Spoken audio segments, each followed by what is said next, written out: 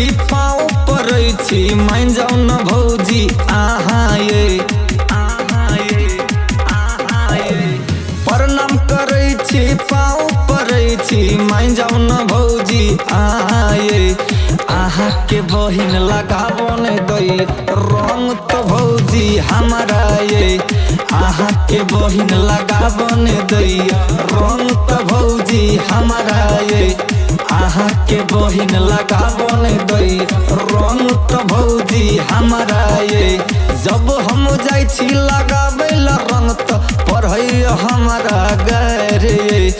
आहा के बहिन लगाबो ने दई रंग तो भौजी हमारा ये आहा के बहिन लगाबो ने दई रंग तो भौजी हमारा ये आहा के बहिन लगाबो ने दई रंग तो भौजी हमारा ये रंग तो भौजी हमारा ये रंग तो भौजी हमारा ये कहैया हमरा ने करू मन मर्जी करू मन मर्जी ने करू मन मर्जी रंग सछै हमरा एल रहजी हमरा एल रहजी कहैया हमरा ने करू मन मर्जी रंग सछै हमरा एल रहजी करैया नखरा ने आबैया पजरा अंगूठा देखबैया हमरा ये आहा के बहिन लगाबो ने दई रंग तो भौजी हमारा ये आहा के बहिन लगाबो ने दई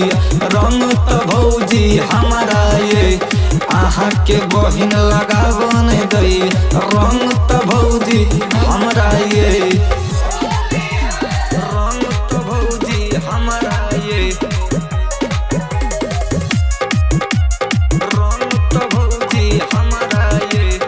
आहा के बहिन लगाबो ने दई रंग तो भौजी हमारा ये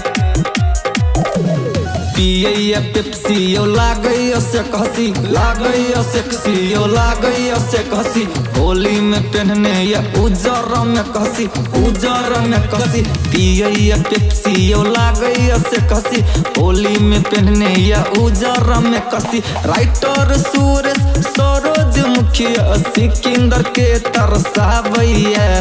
आहा के बहिन लगाबो ने दई रंग तो भौजी हमारा ये आहा के बहिन लगाबो ने दई